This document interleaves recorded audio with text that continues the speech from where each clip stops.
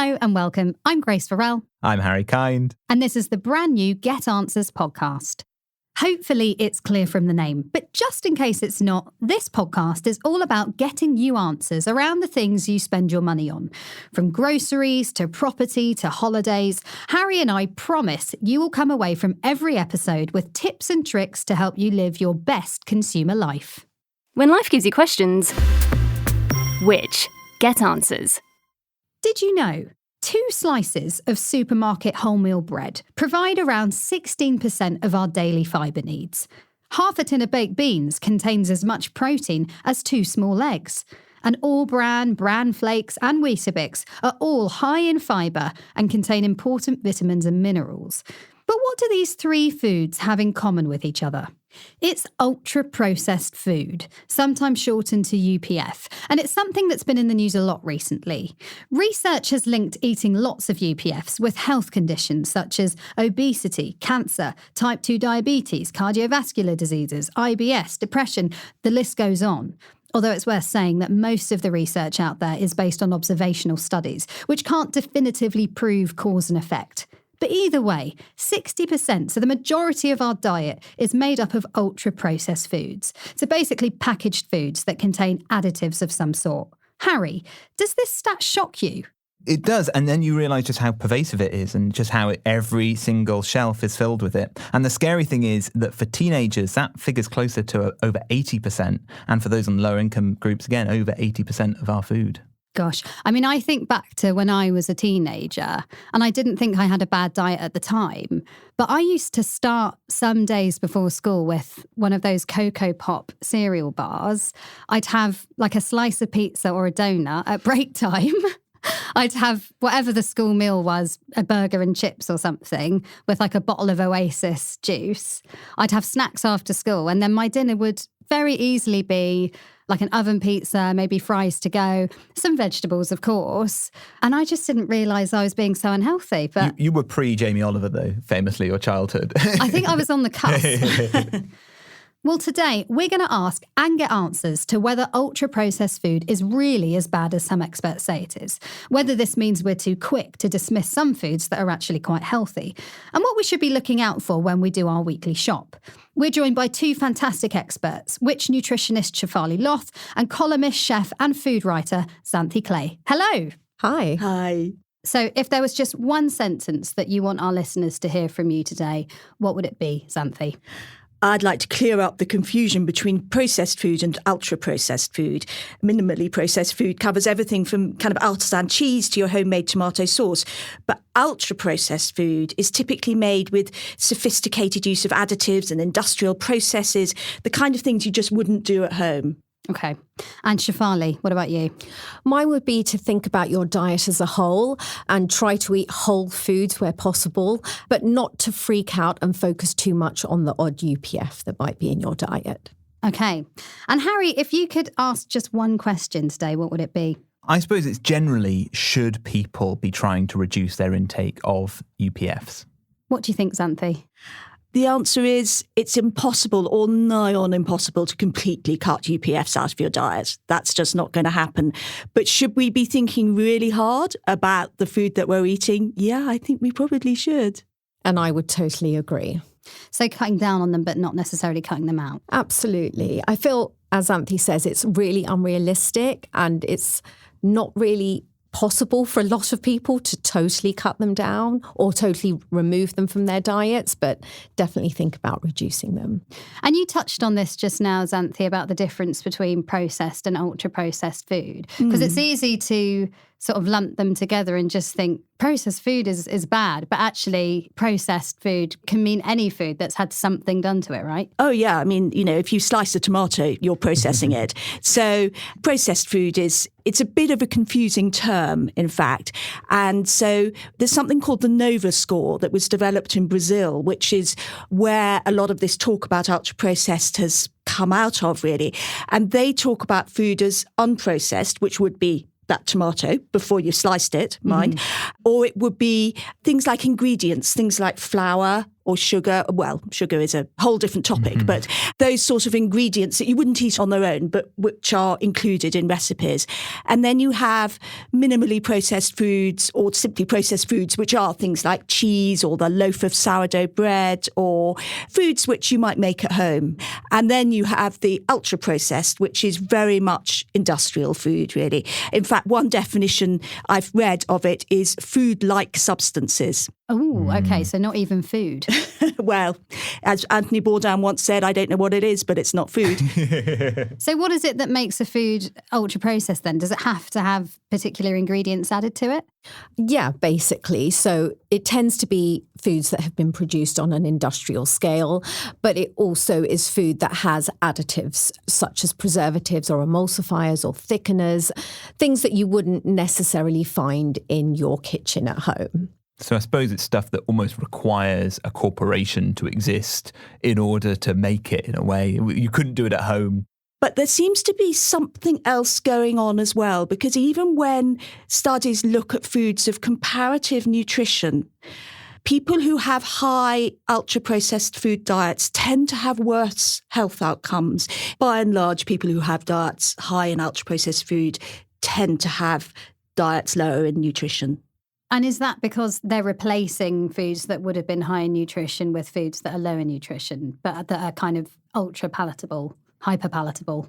I think so, yes. I think so, yeah, absolutely. Like, we know that if you eat whole foods, they fill you up a lot quicker than some ultra-processed foods might, for example. And we know that ultra-processed foods do displace other foods from diets because, as you've said, they are hyper-palatable. But I think Xanthi said as well, the evidence is really just emerging and we don't know what exactly it is about these foods. A lot of the time they are high in fat, sugar and salt as well, which obviously adds to their hyper-palatability. But yeah, the evidence just isn't there for us to say, right, this emulsifier is causing this condition. And that's what it seems to be, is that it's a framework for a larger conversation and not just this food bad, this food good, that one's better than that one, but more of this is a whole, ecosystem of our food. This is what we are buying, which is a kind of societal problem. And it's a definition that we're trying to put on it. I guess there's quibbles with that then, of course, that when you have a definition, things are always going to be on the edge. I think the definition of UPF is so broad. And actually that can be problematic because it includes foods such as formula milk for babies. Now, there's a real issue here because actually if a mother can't breastfeed or doesn't want to breastfeed or for whatever reason, the only other healthy alternative is infant formula. And actually, I feel like the UPF umbrella can demonise certain foods that there isn't another alternative for, or someone can't access that alternative. And so it can scare people unnecessarily. Shefali, what are some of the foods that you think have maybe been unfairly labelled as UPF? In my opinion, the foods that have been demonised as being UPF but probably don't need to be quite as much or can contribute to a healthy diet are things like sliced bread, wholemeal bread, baked beans, hummus, fish fingers, for example. So let's look at bread in a bit more detail. So I've got a pack of wholemeal Warburton's bread, which I would buy at the supermarket. I would think that this is healthy. To be honest, before I started researching for this episode, I didn't know bread was an ultra-processed food. I just didn't. I thought it was healthy. Oh, not all bread is ultra-processed. That kind of bread is ultra-processed. Right. Yeah, the kind of the supermarket bread. Yeah. So, I mean, I'm looking at the ingredients and, you've got flour, water, yeast, vegetable oils, rapeseed, sustainable palm, salt, wheat, gluten. So then you've got emulsifiers, E471, E481, E472E. What are these E numbers? So an E number is basically an additive that has been approved for use in the EU. Okay. So an additive, whether it be a preservative or an emulsifier or thickener, stabilizer, will have a name, but it will also have an E number that corresponds to that name. So it's a code for the additive. So E471 is a bakery emulsifier, palm-based food additive that is composed of two molecules known as glyceryl monostearate and glyceryl distearate. I think the thing about E numbers is that they are a bit demonised, but in fact, they were first developed to be helpful to clarify the situation because, of course, if you take something like salt, It can also be called sodium chloride. And most additives have got several different names. And by giving them an E number, it meant there was just one code, one thing it could be so that you could check up on it. And actually, lots of perfectly innocuous ingredients have got E numbers. So saffron, which is a delicious and very expensive herb, is E164, I think. And carrageen, which is a kind of seaweed that's used to gel as a sort of vegan gelatin, has got an E number as well. So having an E number doesn't make something bad. Absolutely. Even gold has an E number. It does, yeah. Okay, so we shouldn't be scared off if we see an E number on a food package. But what are the ingredients that should be raising alarm bells when we're shopping? Well, I think these diglycerides, mono and diglycerides, are fatty acids which are used as emulsifiers and also work as sort of a bit as preservatives as well. Why are they there? So they're also driving profit as well. And I just think you have to question why they're there. Now, I've got another classic store cupboard staple in front of us. It's pasta sauce. And in one mug, we have a well-known shop-bought version. And in the other, it's a homemade version made by Harry. Well, can I apologise in advance for this? I was supposed to make at home a pasta sauce. And then I thought, do you know what? I'll make a pasta sauce in the office using a microwave to show just how easy it can be. Not then realising that the office doesn't have access to, like, for example, salt or herbs or an oil that isn't pats of butter from the breakfast corner. So if you detect a hint of dairy, that's on purpose. Sounds delicious. Yeah. What that is some sliced up garlic, it's plum tomatoes just chopped from a tin, really finely sliced celery, and then a bit of water. And actually the secret ingredient recommended from the recipe is in there, which may be a little bit of an ultra-processed cheat, is a bit of bread crust, which I think gives the thickening that you wouldn't necessarily get from a microwave. I'm impressed. I was surprised that it turned out all right. Yeah. How much did this cost you? Yes, so this barely cost anything. So the can of tomatoes was 40p, a bulb of garlic's going to be 24p a bulb, and then a bit of waste bread. You could have some oil in there, some salt, some herbs, whatever you've got at home. But ultimately, if you had probably the same amount as this jar, it would be 64p. Wow. Which is pretty impressive considering this would cost you about £2.50 RRP. And how long did it take you to make? It took me about 20 minutes, including the cook time. So the dream is that you cook this in bulk, you freeze it up, you have it in your fridge, and it's ready to go of a weeknight. So I cooked this entirely in the microwave, no frying, no hob involved, in the corner of the office, and people didn't mind the smell. So in this lilac mug is a kind of classic store-bought brand name pasta sauce. So if we look at the ingredients in the store-bought one, we've got tomatoes, double concentrated tomato paste, sugar, modified maize starch, basil, salt, sunflower oil, garlic, acidity regulator, citric acid. I think Harry said his has about 5 ingredients in. The shop-bought one has a lot. There's obviously a long shelf life on that product. So that's why it's got the preservatives and the acidity regulators, etc. But we can taste and see which one we prefer. All really interesting. And we're going to be moving into some other healthy swaps we can make after this. Welcome back to Get Answers. I'd like to talk about snacks now, as this feels like an area where UPFs are rife. I mean, I've got a 5 and a 3-year-old. They eat quite a few snacks every day. My daughter actually recently spent half term at Holiday Club, and they actually specify, please, can you send them in with 4 snacks in addition to a packed lunch? And beyond an apple or a piece of fruit and maybe some carrot sticks, I just really struggle because nuts aren't allowed because it's a childcare setting. And all of the stuff you kind of buy in the shops in packages, it seems to be either UFP or high in sugar because it's kind of like dried fruit. So have you got any recipe ideas for healthy snacks for children, Xanthi? Gosh, and it is a really tricky one, I think. I would say think of cheese. A piece of cheese is a really great snack. I mean, even the kind which are wrapped in wax, yes, it's probably more processed than an artisan cheese, but it's still going to be a really good source of calcium and a decent bit of protein as well, and good for your teeth. Well, not bad for your teeth. Yeah, mine was going to be cheese too. It's We can't have cheese twice. Yeah, okay. It is really hard. And I think, as you said, outside of nuts, it is really fruit and vegetable based. If you can try and make that a little more exciting, maybe some chopped apples, some chopped berries, snacks are a real struggle. This is me, of course, talking from the privileged position of not having kids. But, I don't know, 100 years ago, we wouldn't have even had any of these options. Kids wouldn't have had those. You hear about like Roald Dahl, the fascination of having that one bar of chocolate that you could have every week. And I kind of think, what would the famous five eat? And I suppose those are the snacks that you could possibly have. A whole tongue, I think, the famous five. Oh, I would love a whole tongue. But I couldn't agree more. I think very young children, like your kids, absolutely do need more than just 3 meals a day. Older kids, probably not so much. And this whole kind of snack-driven eating that has grown up over the last sort of 30, 40 years has been also really profitable for all those ultra-processed food manufacturers. Can we talk about breakfasts? Because that's another area that I feel is kind of full of UPFs. You've got sort of cereal, which is often just like full of sugar. You've got, sliced bread. We talked about porridge, but what else would you suggest as healthy, non-ultra processed breakfast meals? Well, I'm a big fan of overnight oats, which is kind of a modern word for what we used to call Birkenmuesli, I think, which is where you soak maybe 1 part oats with probably about, for me, I use about 1.5 parts of milk, but you could use water, you could use fruit juice, and you soak those overnight. I add a little bit of cinnamon, which I think kind of makes them a little bit sweeter without adding sugar. Sometimes I add some grated apple and some chopped nuts, maybe just a few raisins or a little bit of chopped apricot, something like that. You soak it overnight. It goes all lovely and soft and squishy overnight, and it's a really yummy, quick grab-and-go breakfast in the morning. You can even do it in a jar with a screw-top lid, shove it in your backpack, take it into work and eat it when you get to your desk.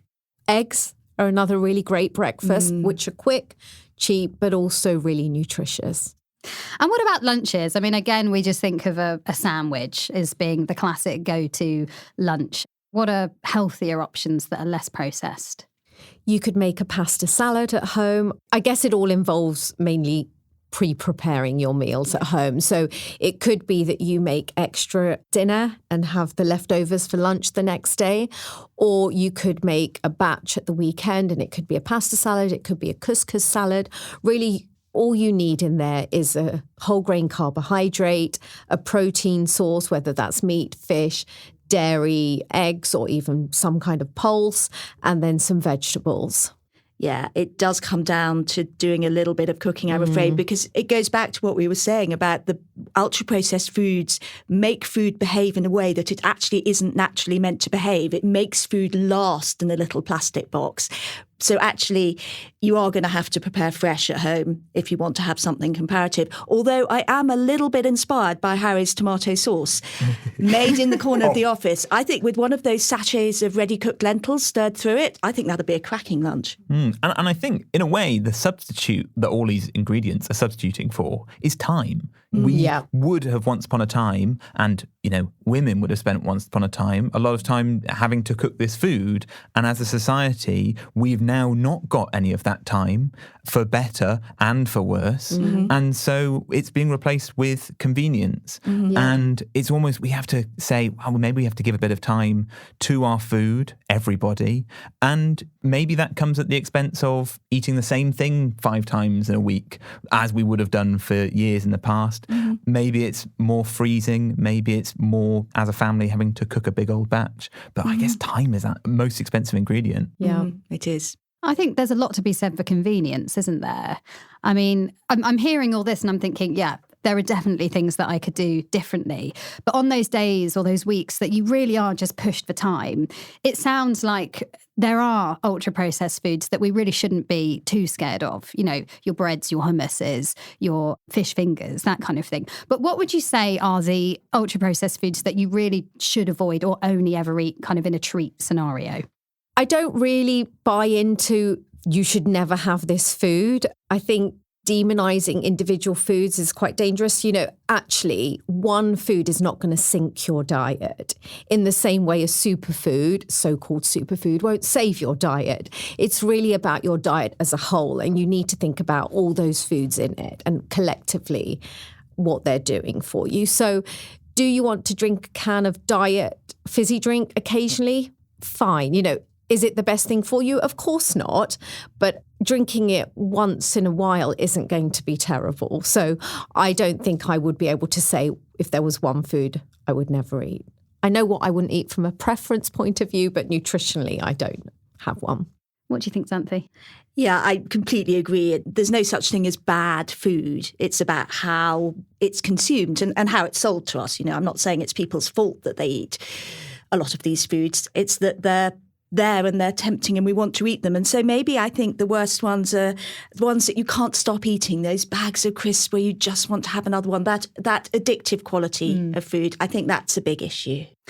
Well, before we all rush out to the supermarket to stock up on less processed whole foods, make sure you scroll down this podcast feed for our episode with Jordan Cox, aka Britain's Coupon Kid. He has so much brilliant advice on how to make your money go further at the shops and pick up bargains for all sorts of things. There's also a link to that episode in the description for today's show. You can email us at podcasts@which.co.uk, or you can find us all over social media at which.uk. Can I be really naughty and end this episode by asking what your favourite ultra-processed food is? Xanthi, can I start with you? Oh, gosh, so many. I think it would probably be a Mr. Whippy ice cream from the ice cream van. I have no idea what's in that stuff, but it's so wrapped up with childhood memories and happiness and something that happened, a couple of times a year. And oh yeah, that's pretty special stuff for me. That's a good one. I did struggle as well to think of one. Only one, I should point out. But I think if I had to really pinpoint it, it would probably be salt and vinegar crisps. Oh, yeah. Yeah, I couldn't. How about you, Grace? I am ashamed to say I used to make the most ridiculous meals when I was at uni, and looking back, they were so ultra processed. I used to get barbecue flavoured baked beans, tinned bolognese sauce, have them on top of each other with cheese grated on them. And I can't actually believe I'm saying this out loud. I used to have tinned mushy peas, with mint jelly, like mint sauce that you have with lamb, but you can get the jelly version. I'd mix it together. And I'd have it with cheese, normally Jarlsberg. I don't eat that anymore. I was going to say, I'm really not coming to your house for dinner. No, I like to think I actually have very good taste in food now. Minted peas, all the food groups. Yeah. Good on you. Well, Xanthi, Shefali, thank you so much for joining us today and getting us answers here. Xanthi, can you tell us where we can find more of your work?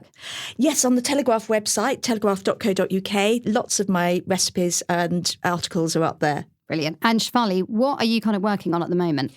So coming up for next year, we're looking at recipe kits and meal boxes, those HelloFresh Gusto. So we've got a huge consumer survey to see whether some are better than others. And we're also doing a huge amount of research into the sustainability of restaurant chains in the UK. Oh. So we're looking at the largest 30 chains and comparing them across a whole range of measures to see whether some are more sustainable than others. Well, that sounds really interesting. Yeah. Well, thank you so much for coming on the show. I've really enjoyed it. Thank you. Thank you.